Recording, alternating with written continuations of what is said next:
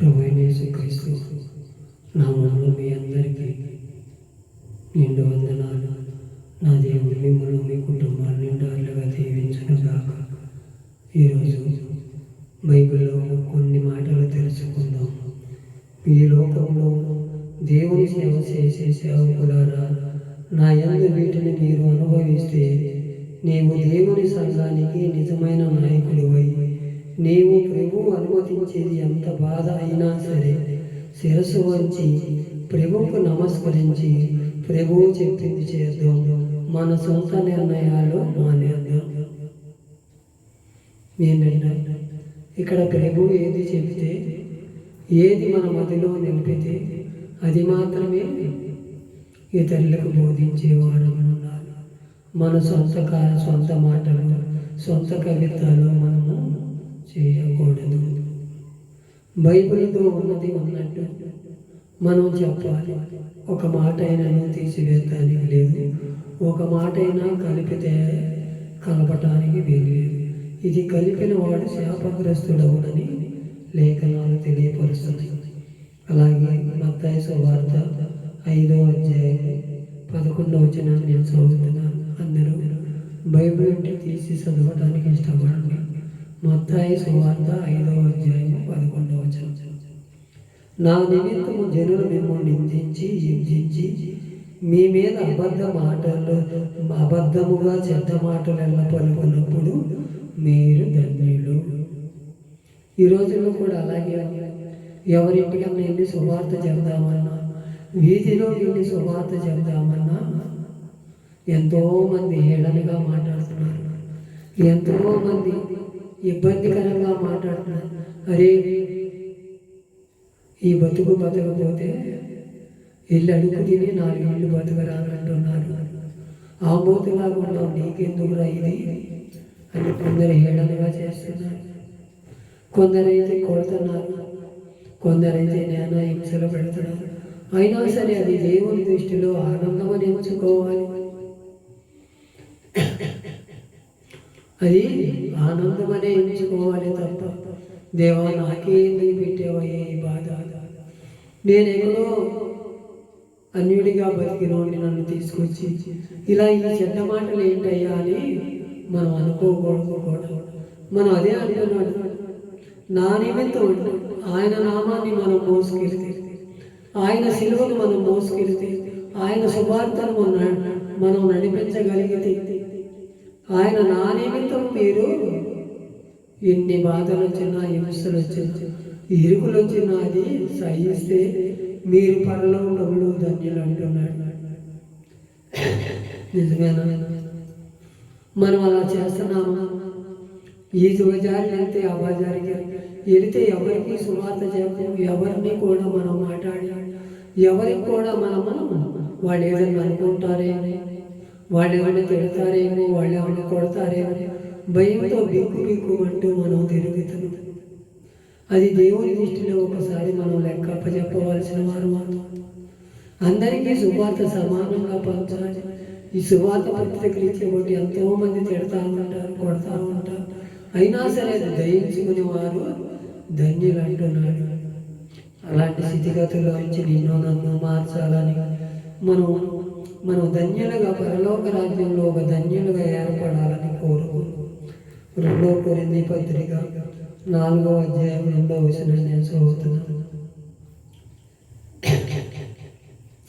అయితే కుయ్యెత్తిగా నడుచుకొనకయు దేవుని వాక్యమును వంచనగా బోధించకయు సత్యము ప్రత్యక్ష పరీక్షల వలన ప్రతి మనిషిని మనసాక్షి ఎదుట మేము దేవుని సముఖం ఇప్పించుకొంచు అవమానకరమైన రహస్య కార్యములు విసర్జించుతున్నాము. ఉన్నతున్నట్టు బోధించాలంట. కుయుక్తి మాటలు, లేనిపోయిన మాటలు, ఒకరి మీద ఒకరు చెడ్డ మాటలు, వాళ్ళు అట్ట సంపాదన చేసుకున్నారు, వాళ్ళు అట్ట చేస్తున్నారు, సువార్త వీళ్ళు చేస్తున్నారు అని మనమే ఎవరో మనకు శత్రువులు కావటం, మనమే శత్రువులు అయిపోతాం. ఒకరంటే ఒకరు ఈర్ష్య, ఒకరు బాగుపడితే ఒకరు ఓర్చలేని తనం అయిపోతుంది. అదే మనలో ఉన్న కట్టుబాటు లేని తనం. ఆ కట్టుబాటు లేని తనాన్ని మనం కుయుక్తిగా చేయకూడదంట. నాకు తెలిసిందే భక్తి అనుకోకూడదు. దేవుడు ఏ మాటలైతే పలకాలో ఆ మాటలే మనం పలకాలి. ఎవరో ఏదో చేశారని, ఎవరో ఏదో మాట్లాడారని మనం వాళ్ళని తీర్పు తీర్చవసరం. దేవుడే వాళ్ళకి తీర్పు తీరుస్తాడు, నిన్ను నన్ను కూడా. నేను ఏదన్నా తప్పుగా సువార్త ప్రకటిస్తే దేవుడు నన్నే దండిస్తాడు. నీవు నన్ను తిట్టవసరంలా, నేను నిన్ను తిట్టవసరం. అందరూ సమానమే. సువార్త విషయం అందరూ సమానమే. దేవునికి ఒక్కోసారి మనం లెక్కప్పలు చెప్పాల్సి వచ్చిన రోజున బడా నమ్మకమైన దాసుగా మంచి సువార్త ప్రకటించావని నిన్ను నన్ను అనాలి. మనమేదో మన మాటలు మనం కాదు, మనమేదో మన డప్పు మనం కొట్టుకోవటం కాదు. మనం దేవుడి పట్ల మనం నాటమాడాలి, దేవుడి ఆలోచనలు మనం ఆడాలి. దేవుడు ఏదైతే మనకి చెప్తాడో అది మాత్రమే చేయాలి. అది చేస్తేనే పరలోక రాజ్యంలో ధన్యులమవుతాం. కుయ్యెక్తైన మాటలు దేవుని మాటలంట వంచనగా బోధించాలంట. ఒకళ్ళు బోధించేటప్పుడు వాళ్ళకి ఇష్టం వచ్చినప్పుడు మనసుకుంటారు. రెండంచులు కట్టుకోం కదా, అది వాళ్ళకి ఇష్టం వచ్చినట్టు వాళ్ళ ఫేవరెట్గా మార్చుకుంటారు. అది దేవునికి ఒక్కోసారి మనం లెక్కప్ప చెప్పాల్సిన వారం అవుతాం. అది దేవునికి ఉన్నది ఉన్నట్టు బైబిల్కు మనం మాట్లాడేదిగా దేవుని ఎదుట మనం చక్కగా బోధించాలి. అప్పుడే అంటున్నాడు, మీరందరూ కూడా దేవుని ఎదుట మనము ఎలా ఉండాలన్న దేవుని సమయము మెప్పించుకోకూడదంట. అవమానకరమైన రహస్య కార్యం విసర్జించాలంట.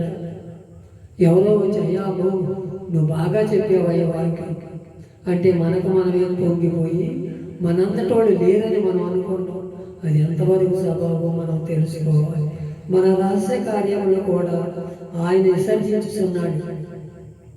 దేవుని ఎదుట ఒకటి, మనుషుల ఎదుట ఒకటి మనం మాట్లాడితే దేవుడు సూచిస్తున్న దేవుడు, ఇనుసున్న దేవుడు నిన్ను నన్ను కూడా రేపు లెక్క అప్పచెప్పితే ఆ లెక్కలో తోసపడతాం. అలాంటి స్థితిగతిలో నిన్ను నన్ను ఉంచకూడదని దేవుడు కోరుకుంటున్నాడు.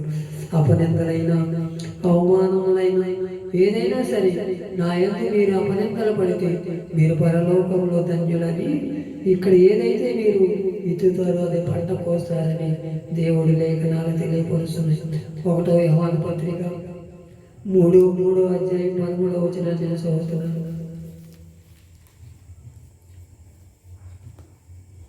సహోదరులారా, లోకము మిమ్మల్ని దూషించిన యెడల మీరు ఆశ్చర్యపడకవలసిన లేదంట. లోకమును మనల్ని ద్వేషిస్తుంది ఎప్పుడూ కూడా. ఏమని?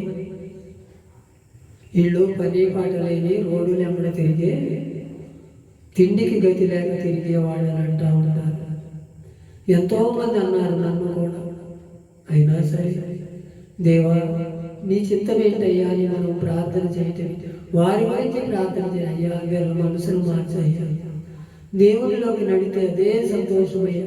మమ్మ కొట్టినా తిట్టినా మీకు శాంతగుణం కలవాళ్ళంగా మనం మాట్లాడాలి తప్ప మనం వాళ్ళ గురించి ఏదే రకంగా అనుకోకూడదు. మనం సహోదరులారా, మేము లోకము దూషించినను మీరు ఆశ్చర్యపడవసరంలా. మనం సహోదరులు ప్రేమించుతున్నాము కనుక మరణములో నుండి జీవములోకి దాటుతున్నాము అని మనం ఎరుగుదము. ప్రేమ లేనివాడు మరణముందు నిలిచి ఉన్నాడు, తన సహోదరుని ద్వేషించేవాడు నరహంతకుడు. మనం సహోదరులు ప్రేమిస్తున్నాము, ఎవరిని ప్రేమిస్తున్నాము, ఎవరిని దూషిస్తున్నాము ఒక్కసారి మన హృదయాలు పరిశోధించుకుందాం. మనమందరము కూడా క్రైస్తవ కుటుంబాలన్నీ అపనిందలు ఉంటాయి, కట్టుబాట్లు ఉంటాయి, అన్నీ కూడా మనం జయించి దేవుని రాజ్యానికి వారసులవుదాం. అలాంటి వారి ఉండాలని దేవుడు కోరుకుంటున్నాడు. ఇక్కడ ఏదో మనం ధనం సమకూర్చుకోవాలని, మనం ప్రయాసపడ ఇల్లు కట్టుకోవాలని, మంచి బట్టలు కొనుక్కోవాలని, మంచి ఆలోచన చేసుకున్నాక దేవుని సువార్తను మనం నమ్మకంగా బోధిద్దాం. దేవుని పట్ల మనం నమ్మకస్తులుగా భలే నమ్మకమైన దాసులని పిలిపించడానికి మనం యోగ్యులకు కనపడదాం. అలాంటి వారిగా ఉండాలని దేవుడు నిన్ను నన్ను కోరుకుంటున్నాడు. అలాంటి జీవితం అనుగ్రహించి మన కుటుంబాలు కూడా దేవుని సన్నిధిలో నడిపించే బాధ్యత మన మీద ఉన్నది కాబట్టి మనమందరము కూడా మన కుటుంబాల్లో దేవుని సన్నిధిలో నడిపిద్దాం. ఈ మాటలు దేవుడి వెనుకడిలో దీవించి ఆశీర్వదించును గాక. ఆమేన్.